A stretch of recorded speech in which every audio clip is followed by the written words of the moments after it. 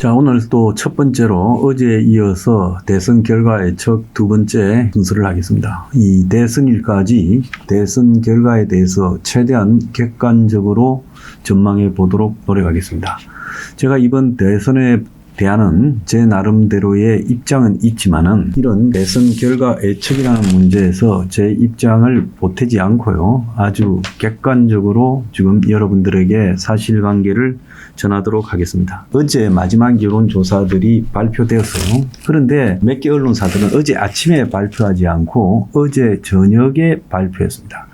그래서 최종 순간까지 여론조사를 더해가지고 가장 근접한 시간에 여론 추이가 어떻는가에 대해서 발표를 한 것이죠. 그리고 어젯밤에는 윤석과 김문수의 그 단일화 노력이 최종적으로 결렬되어서 3자 구도로 가는 것이 확정되었습니다. 자, 일단 어제 저녁에 나온 일부 여론조사를요, 이야기 드리면 서울경제에서 갤럽에 의뢰했는데 이재명 46, 김문수 37, 이준석 11이 나왔습니다. 자, 그리고 어제 SBS가 입소스하고 같이 여론조사를 한 내용이 나왔는데요. 이재명 48, 김문수 34, 이준석 10이 나왔습니다. 그리고 MBC가 코리아 리서치하고 조사한 내용을 발표했는데요. 이재명 43, 김문수 36, 이준석 11이 나왔습니다. 이거요, 그 MBC라 하면 대표적 좌파 매체인데요. 제가 좌파 매체들이 희한하게 이재명과 김문수의 격차가 7%, 8%, 5%, 4% 뭐 이런 식으로 발표를 계속하고 있다는 겁니다. 이거는 어떤 의도가 분명히 있겠지만 제가 생각할 때는 좌파 매체들이 이긴 게 아니다. 까딱하면 뒤집어질 수 있으니까 투표하러 오라는 일종의 이재명 측에서는 경각심 고조 차원이다. 이렇게 봅니다. 그 연장에서 보면 한겨레가 STI하고 같이 여태까지 발표된 201개의 여론조사 결과를 발표했는데요. 그 조사 결과도요, 45.5 대 38.3입니다.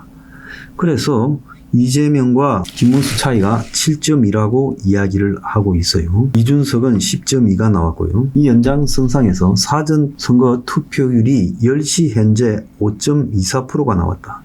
그래서 역대 최고 수준을 지금 경신했다는 거예요. 10시 현재. 그런데 투표율이 전반적으로 저조할 거라고 예측이 되었는데 이런 결과가 나온 것은 오늘 아침에 이재명을 지지하는 좌파 진영에서 투표 열기가 매우 높았던 걸로 지금 추정을 할 수 있습니다. 자, 그러면 이제 과거의 대선에서 마지막 여론조사에서 발표된 내용과 실제 결과가 어땠는가 이런 것들을 우리가 좀 알아볼 필요가 있겠죠. 그래서 지난 2022년 윤석열, 이재명이 맞붙은 대선에서요.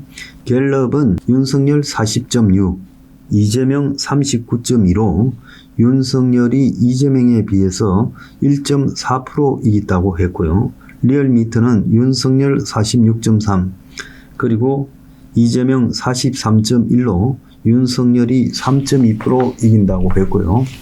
그때 여론조사 마감 기간인 3월 2일까지 조사된 내용에 따르면 주요 여론조사 회사 중에서 15개는 윤석열이 이긴다고 이재명이 이긴다고 한 것은 2개, 비긴다고 한 게 1개입니다. 그래서 지난 대선의 최종 마감 직전 여론조사 결과는 15대 2대 동률 1입니다. 자, 그렇게 보면 압도적인 여론조사가 윤석열이 이긴다고 그 결과 윤석열이 이겼는데요. 그때 윤석열이 이긴다고 한 평균은 한 3%대 수준이었습니다. 3% 정도 윤석열이 이길 거다. 마지막 여론조사한 내용을 다 평균 냈을 때 윤석열이 이재명한테 이기는 비율이 3%였는데 실제 결과는 0.72% 차로 나왔습니다. 그래서 보수에서 많은 사람들이 여론조사 결과를 안 믿는다. 그런 이야기를 반복하고 있는데요. 그것은 그냥 자기 마음이고 여론조사가 엉터리다. 또 투표 결과가 부정선거다. 이런 식으로 매사에 응해버리면요. 그건 그냥 앞으로 선거에서 이길 가능성이 없다라는 걸 스스로 자인하는 겁니다. 그러면서 투표는 또 왜 하고 김문수한테 투표라고 왜 그 난리죠? 그러지 않습니까? 그러니까 여론조사가 일정하게 어떤 때는 정치의 중요한 이 터닝 포인트나 모멘텀이 있을 때 장난을 칩니다. 그렇지만은 대선을 예측하는 마지막 여론조사 이런 데에서 장난을 쳤다가는 여론조사 회사나 그걸 보도한 언론들이요 공신력이 떨어져서 큰 데미지를 입습니다. 그런 관점에서 봤을 때요 여론조사를 무조건 부정하는 것은 옳은 태도가 아니다라고 보고 있고, 대체로 많은 여론조사에서 이긴 사람이 결국 최종적으로도 승리하는데, 모든 여론조사에서 이재명이 김문수를 이기고 있다 이렇게 나오는 걸로 보면 여태까지 모든 대선에서 여론조사 마감 직전에 이겼던 사람이 결국 이기는 걸로 100% 나오는데, 여태까지 있었던 모든 일들이 깨지는 파천왕적인 사건이 발생해야 김문수가 당선될 수 있습니다.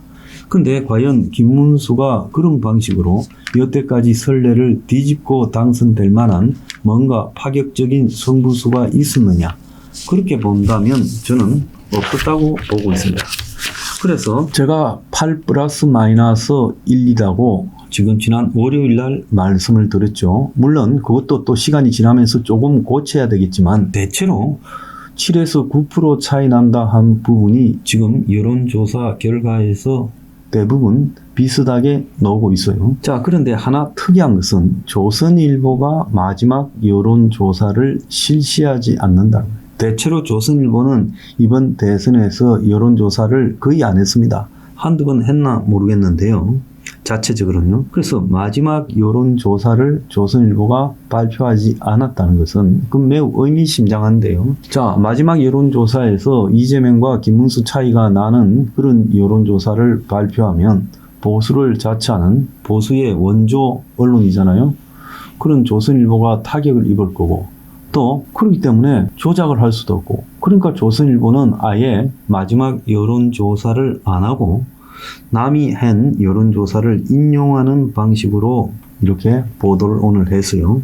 그래서 갤럽하고 리얼미터를 두 개를 택했는데, 이 갤럽과 리얼미터는 좀 과잉되게 이재명이 김문수에 많이 이기고 있다라고 말한 여론조사에서입니다.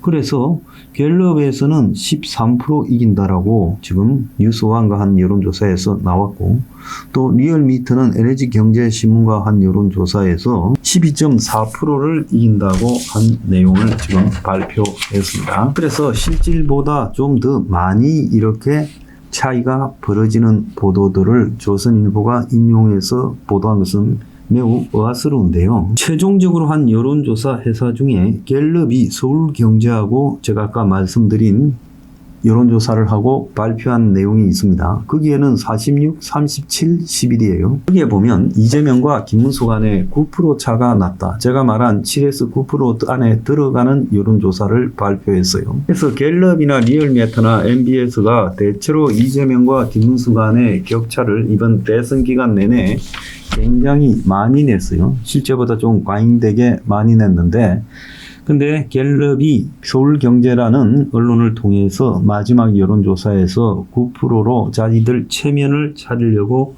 했다. 저는 그렇게 보고 있습니다.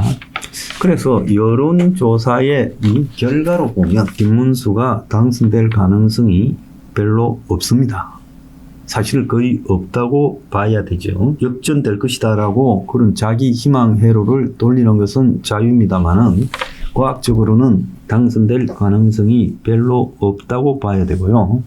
민주당이 숨어있는 샤이 보수가 한 3%쯤 될지 모른다. 그래서 그런 자들이 이 자동 응답 장치에서 항상 김문수가 좀 높게 나오는 부분으로 작용하고 있다. 이렇게 말을 하고 있습니다. 그러면서 민주당은 6에서 7% 이길 거라고 보고, 사이 보수가 드러나면 조금 더 작아질 수도 있다라고 말을 하고 있어요. 그래서 김민석이가 중앙일보하고 오늘 인터뷰를 했어요. 김민석이는 이재명 진영의 핵심 좌장이죠. 그래서 김문석이가 압도적인 승리는 비현실적이다라고 말을 하면서 지난 총선에서 마지막 실책으로 PK에서 생각만큼 나오지 않는 바람에 0.72를 졌다. 이렇게 말하면서 지금 몸조심을 하고 있습니다.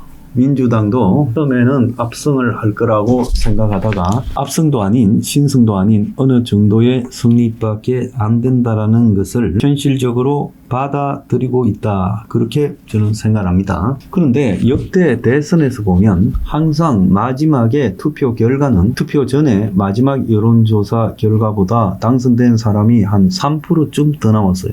그래서 저는 현재의 정확한 여론조사 추세 등을 감안한 조사 내용은 현재 이재명이 한 48, 김문수가 한 41, 이준석이 10, 그리고 권영국이가 1 정도 나올 거다. 이렇게 보고 있습니다. 오늘 현재를 기준으로 이렇게 한 거죠. 지금 현재 한 7% 차라고 보는 것이 현실적이라고 보고 있고요. 지난 4월 11일 김문수가 후보로 확정된 이후에 매주 단위로 김문수 측이 아주 빠른 속도로 지지율을 높여왔지요. 그 흩어진 보수가 이제 흡수되는 과정이었다. 이렇게 보고요.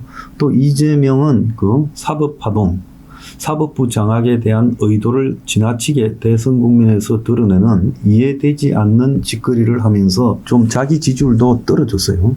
그러니까 김문수는 보수의 단일 후보로 되면서 흩어졌던 보수가 모이는 기술적 반등이 있었고 사법파동 그리고 소극적인 도망가기식 TV 토론을 통해 가지고 대중들에게 많은 실망을 줬다. 이렇게 저는 보고 있습니다. 그러니까 이재명이가 조금 내려간 거하고 또 더 나아가서 김문수가 보수를 끌고 모으면서 올라온 거, 또 이준석으로 간 표 등이 합쳐져서 이런 지지율을 구성하고 있다고 보는데요. 지금 마지막 변수는 이제 단일화는 물 건너갔고 이준석이 지난 마지막 토론회에서 여성의 신체와 관련해서 젓가락 이야기를 했는데 이것이 이재명 측의 작업에 의해서 일파만파로 벌어지고 있고 이준석이가 또 이재명 아들의 이런 벌금 500만 원 기록, 그러니까 욕설한 부분과 관련해서 이재명 아들이 도박 사이트로 추정되는 데서 욕설을 해서 벌금을 500만 원을 받은 부분과 관련해서 지금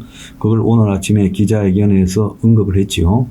그래서 그런 것들이 지금 마지막 변수고 희한하게 김문수는 마지막에 이벤트가 거의 지금 소멸돼 버렸어요.